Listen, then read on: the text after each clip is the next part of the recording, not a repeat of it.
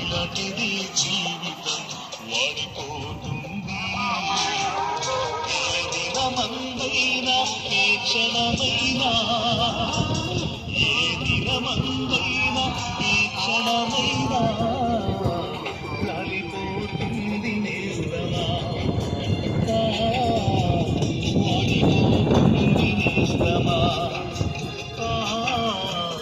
రాలిపోతుంది నేస్తమా,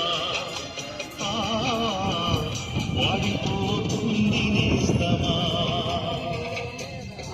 పూలటిది జీవితం రాలిపోతుంది, ఇలాంటిది జీవితం వాడిపోతుంది.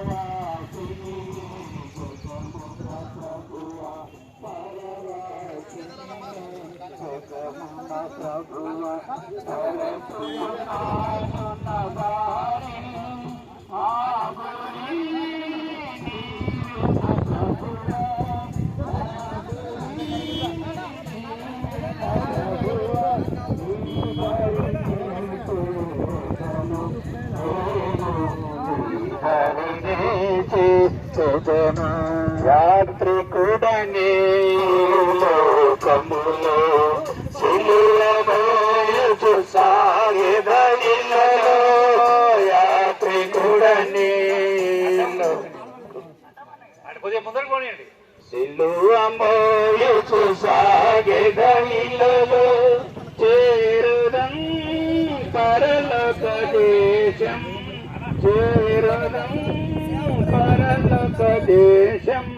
నాదు గానము ఇది నిత్యము, నాదు గానము ఇది.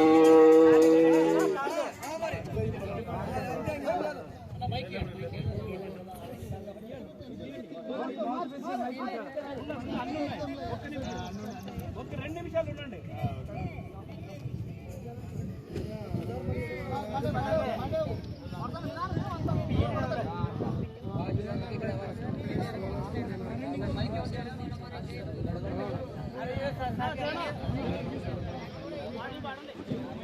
పాట పాడు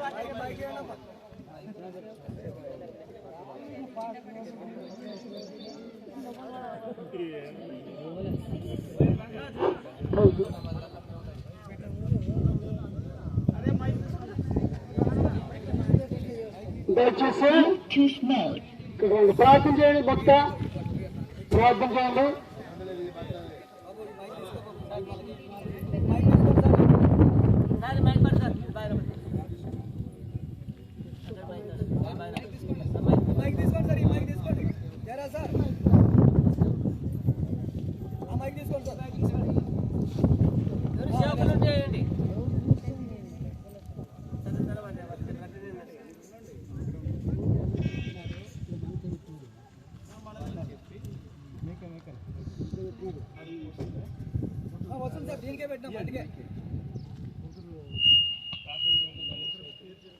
దయచేసి మన శాంతిపూర్తన ప్రార్థన చేయనా.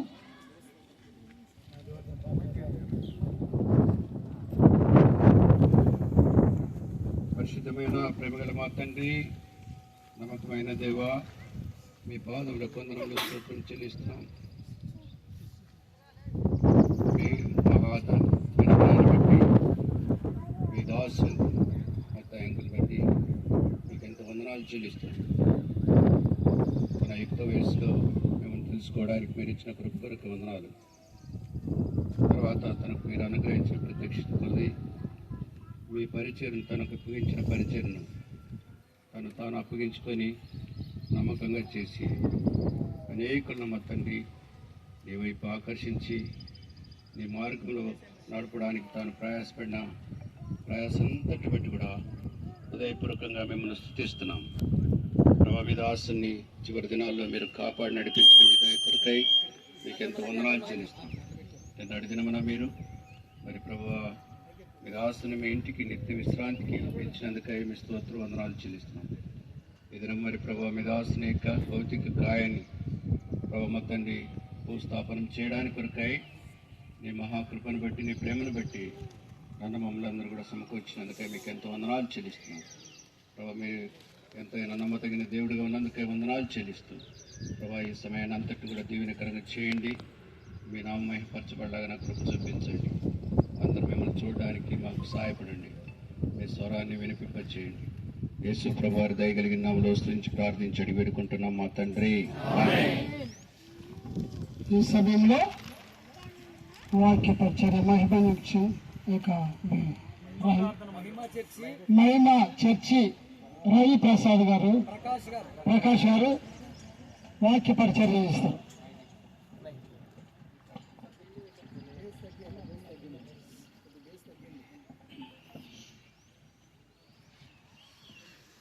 దేవుని పరిశుద్ధ నామానికి మహిమ కలుగును గాక. ఈ అంతిమ యాత్రలో దైవజనుల కుటుంబాన్ని ప్రేమించి ఆదరించడానికి ప్రేమను కనపరిచి క్రియారూపకంగా మీరు వచ్చిన ఈ సందర్భాన్ని బట్టి అందరికీ ప్రభుపేట వందనాలు తెలియజేస్తున్నానండి. ఎవరైనా చనిపోతే బంధుమిత్రులు చాలామంది వస్తారు, కానీ ఇక్కడ విశేషంగా దైవజనులు ఎక్కువ మంది ఉండడం ఇదొక ఆశీర్వాద కారణం. కొందరికి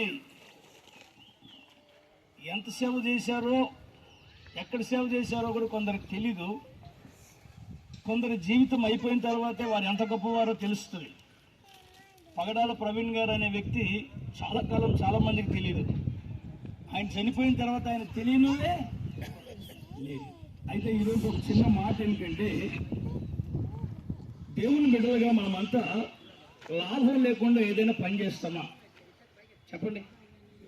లాభం లేకుండా ఏ పని చెయ్యి.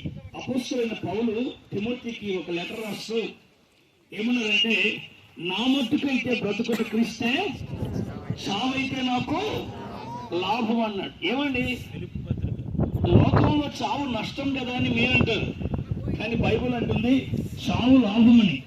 ఎందుకు లాభం అంటే యెషయా 57లో వారు తమ ప్రయాసను మాని విశ్రాంతి తీసుకుంటున్నారని రాస్తుంది.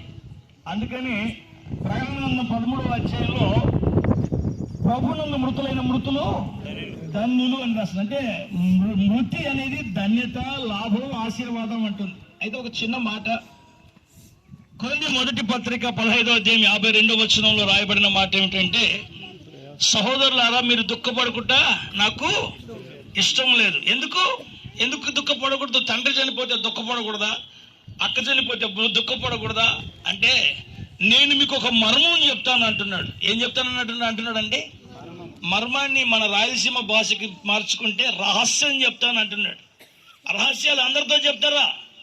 మీ ఇంట్లో చెత్త ఎక్కడుందో, ఇంకొకటి ఎక్కడుందో చెప్తారు, కానీ బంగారం ఎక్కడుందో చెప్తారా?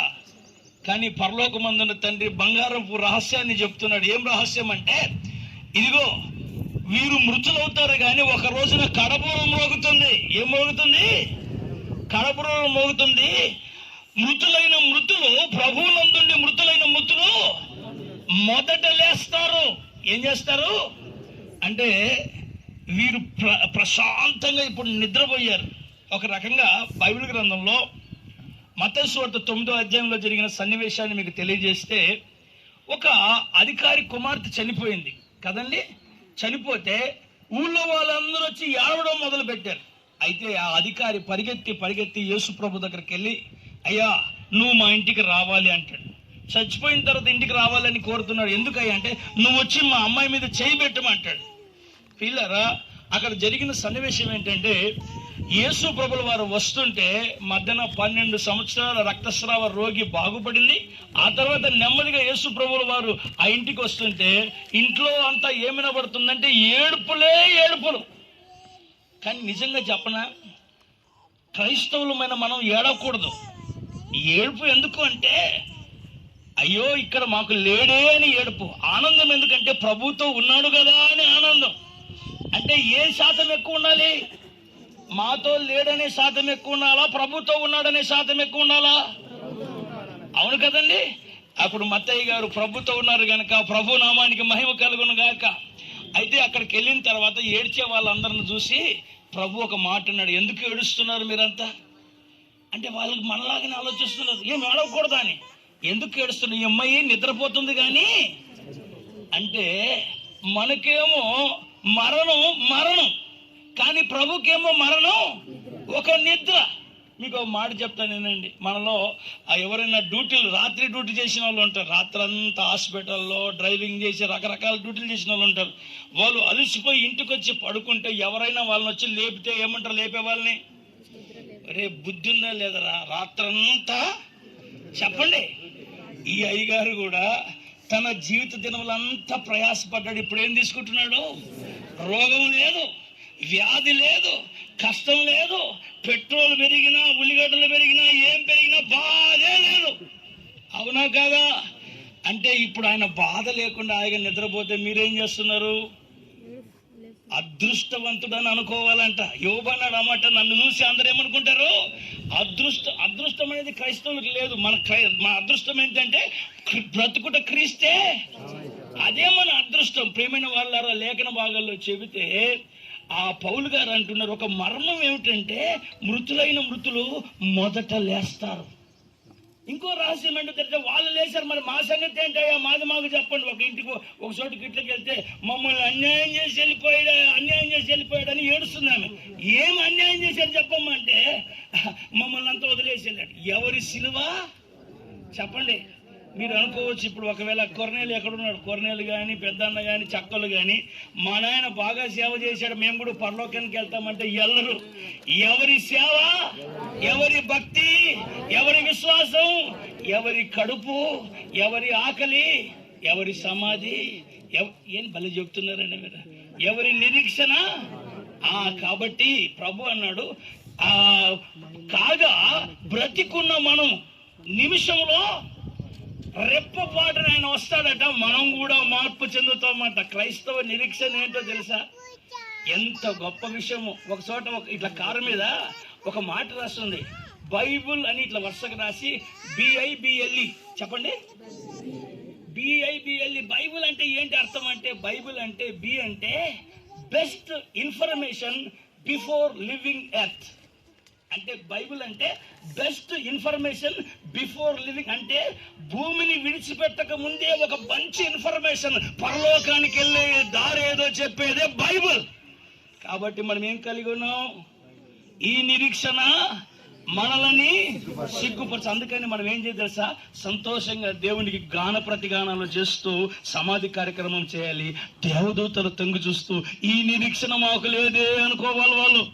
అవునా కాదా? కాబట్టి ఈ వినికిడిలో మన మాటలు ప్రభు దీవించి ఈ కార్యక్రమాన్ని దీవెనకరంగా నడిపించి ఈ మాటలు మన వినికిడిలో ప్రభు ఆశీర్వదించి నడిపించును గాక. అందుకు మనం ప్రార్థన చేసుకున్నాం. పరలోకమందున్న మా తండ్రి, నిరీక్షణ లేని ఇతరుల వలె మేము దుఃఖపడకూడదని మీరు లేఖనాల్లో రాయించి పెట్టారు.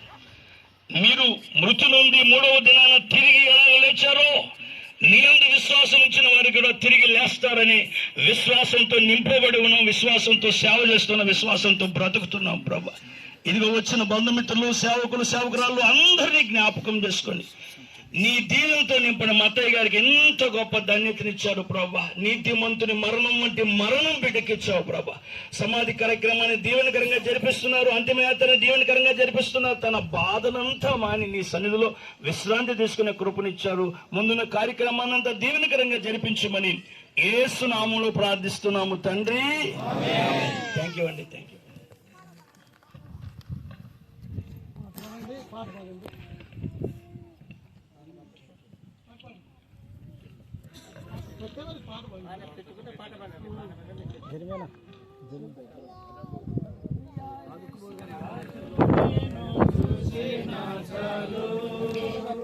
మహిమాలోనే నాయనతో నుంటే చాలు, ప్రియ యేసు రాజును చూసిన చాలు. ఒక్క నిమిషం ఉండండి. ఎవరైనా చూడుకోని వాళ్ళు ఉంటే దయచేసి గమనించండి. మధ్యలో వచ్చింటారు, ఇప్పుడు బస్ స్టాండ్ నుంచి ఇలాగ వచ్చిన వాళ్ళు, చూడుకోకున్న వాళ్ళకి చివరి అవకాశం ఇది. దయచేసి వచ్చిన వాళ్ళు ఎవరైతే చూడలేదో వారు చూసే అవకాశం ఈ చివరి తూరి ఇవ్వబడుతుంది. చూడండి, మిగతా వాళ్ళు పాడండి, చూస్తారు. చూసిన తర్వాత పాడండి. యేసుని రక్తమందు కడుగబడి వాక్యం చే నిత్యం భద్రపరచబడి, యేసుని రక్తమందు కడుగబడి వాక్యం చే నిత్యం భద్రపరచబడి, నిష్కలంక పరిశుద్ధులతో పేదలను, నిష్కలంక పరిశుద్ధులతో పేదలను, బంగారు వీధులలో తిరిగేదను, బంగారు వీధులలో తిరిగేదను. ప్రియ యేసు రాజును నే చూసిన చాలు, మహిమలోనే నాయనతో నుంటే చాలు. ప్రియ యేసు రాజును నే చూసు, మహిమలోనే నాయనతో నుంటే చాలు. దూతలు వినులను మీటునప్పుడు, గంభీర జయాదులు మ్రోగునప్పుడు, దూతలు వినులను మీటునప్పుడు, గంభీర జయాదులు మ్రోగునప్పుడు, హల్లెలూయా పాటలు పాడుచుండా, హల్లెలూయా పాటలు పాడుచుండా, ప్రియ యేసుతో నేను ఉల్లాసింతున్, ప్రియ యేసుతో నేను ఉల్లాసింతున్. ప్రియ యేసు రాజును నే చూసిన చాలు, మహిమలోనే నాయనతో నుంటే చాలు. ప్రియ యేసు రాజును నే చూసిన చాలు, మహిమలోనే నాయనతో నుంటే చాలు. ఆహాయ బురా ఎప్పుడు ధ్వనించునో, ఆనాయన ఎప్పుడు తీరుతుందో, ఆహాయ బురా ఎప్పుడు ధ్వనించునో, ఆనాయాస ఎప్పుడు తీరుతుందో. తండ్రి నా కన్నీటిని తుడుచునెప్పుడు, తండ్రి నా కన్నీటిని తుడుచునెప్పుడు, ఆశతో వేచి ఉండే నా హృదయం, ఆశతో వేచి ఉండే నా హృదయం. ప్రియ యేసు రాజును నే చూసిన చాలు, మహిమలోనే నాయనతో నుంటే చాలు. ప్రియ యేసు రాజును నే చూసిన చాలు, మహిమలోనే నాయనతో నుంటే చాలు. యేసుని రక్తమందు కడుగబడి వాక్యం చే నిత్యపరచబడి, యేసుని రక్తమందు కడుగబడి వాక్యం చే నిత్యం భద్రపరచబడి,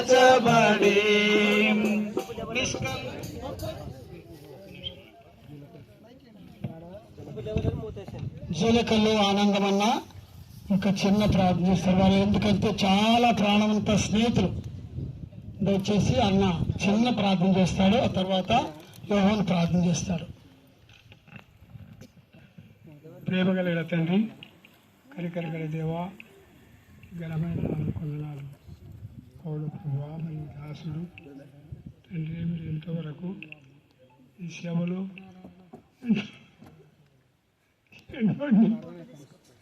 ఎన్నో బాధలు శ్రమలు నేరాలు ప్రభు చేశాడు. ప్రభు ఆయన చేసి ఈనాడు కన్నులాడు చూస్తున్నాం ప్రభు.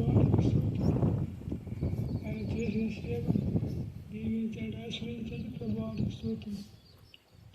వచ్చిన విశ్వాసాలను నేను మన బంధువులు రక్త సంబంధికులు అందరూ కూడా ప్రభు నీ వాక్యం ద్వారా నేను విడిపించి అవుతుంది.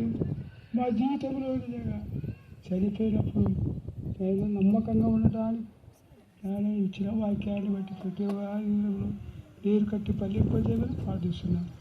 కుటుంబాన్ని సేదకప్పుడు చూడు మా ప్రభుని ప్రియ కుమారుడు యేసునామములో ప్రార్థించని వేడుచున్నాను తండ్రి.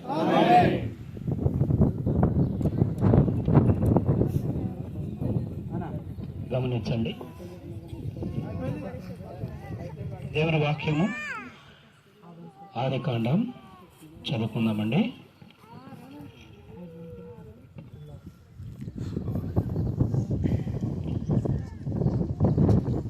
ఆదికాండం ప్రియులారా 3వ అధ్యాయం 19వ వచనం.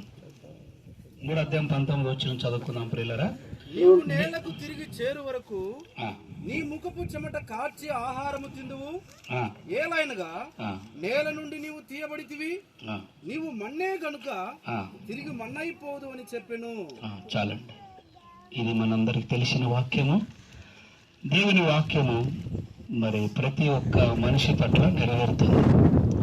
వాళ్ళు ఎవరైనా సరే మరి దేవుని వాక్య ప్రకారం దేవుని దాసుడు మత్తయి అంకుల్ గారు మరి తన అంతిమ యాత్ర లెక్క తన మట్టి దేహం మనందరూ తెలుసు 2వ అధ్యాయం 7వ వచనంలో మరి మనందరూ తెలుసు దేవుడని యెహోవా నేల మట్టితో నరుని నిర్మించి, దేవుడు నేల మట్టితో నరుని నిర్మించి వాని నాసిక రంధ్రములో జీవాయువు ఊదాడు, నరుడు జీవాత్మైనాడు. ఇప్పుడు జీవం మాత్రమే లేదు, ఆత్మ ప్రభు దగ్గరికి వెళ్ళింది. మరి నరునికి ఆత్మ యెహోవా పెట్టిన దీపం. ఈ ఆత్మకు చావు లేదు. ఇప్పుడే మనం ఎన్నో విషయాలు విన్నాం.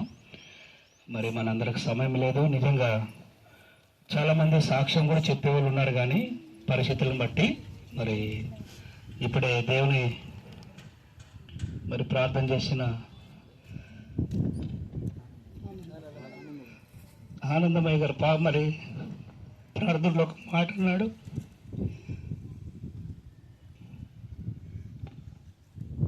ఆయన సేవ ఫలం ఈరోజు మేము చూస్తున్నామని ప్రార్థనలో పలికాడు.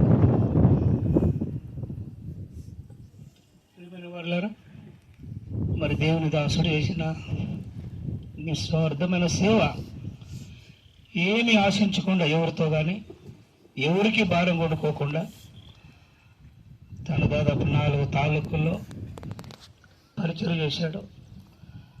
తను ఎంత ప్రయాసపడ్డాడో కొంతమందికి తెలుసు, అంతే, చాలా మందికి తెలియదు. కానీ తాను చేసిన ప్రయాసానికి ఫలము ఈరోజు విస్తారమైన ఆత్మలో దాదాపు సంఘాలు స్థాపించబడి తన ఆత్మీయ పిల్లలు ఎంతోమంది ఉన్నారు. నేను కూడా అంకుల్ చేత రక్షణ పొందాను. బాప్తిజం కూడా తీసుకోవడానికి ప్రభు సహాయం చేశాడు. 3 రోజుల నుంచి చూడాలని ఎంతో ఆశపడినాం. షుగర్ కూడా ఫోన్ చేశాం, ఎక్కడున్నాడో తెలుసుకోండి అనే విషయం ఎవరు చెప్పలేకపోయినారు. మరి ప్రభు ఈరోజు మహిమలోకి పిలువబడంగా చూడడానికి ప్రభు ఇచ్చాడు. దేవుని దాసుడు చాలా పట్టుదల కలిగిన వ్యక్తి. ఒక వ్యక్తి పరిచయం అంటే వాళ్ళ కొరకు తప్పక మానక ప్రార్థించేవాడు. వాళ్ళు ఎంత దూరం ఉన్నా వారిని చూడడానికి వెళ్ళేవాడు. ఈ విషయం మనందరికీ తెలుసు.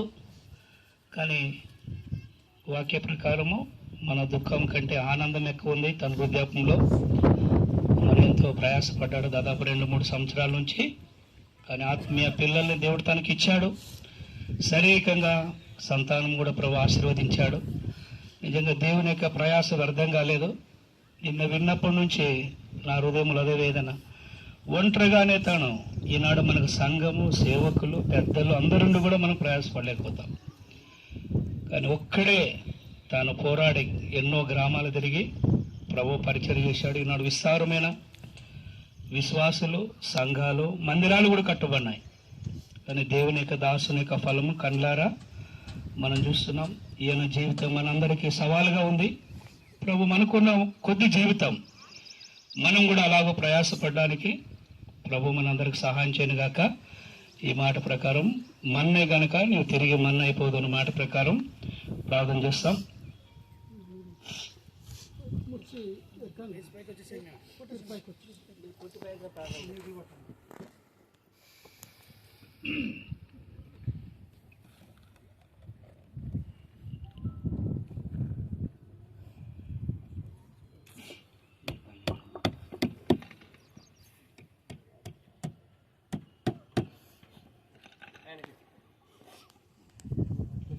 ప్రార్థన ఎవరన్నా ఒకరు పట్టుకోండి.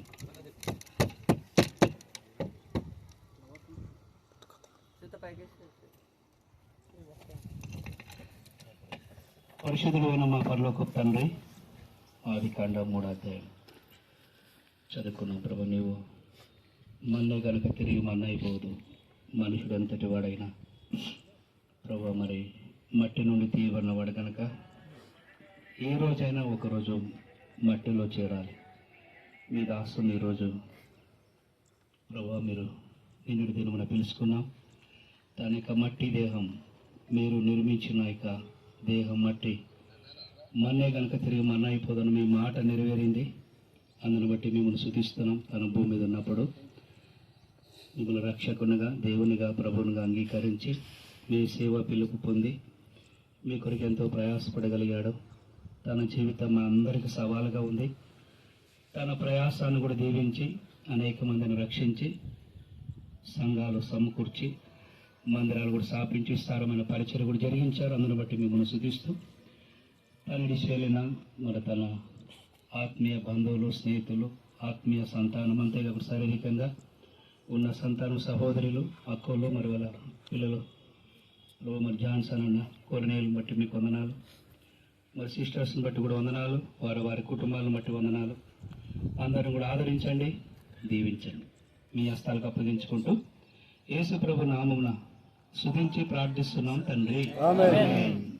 తండ్రి, కుమార, పరిశుద్ధాత్మ నామంలో ఈ మట్టి మనలో కలుపుతున్నాం.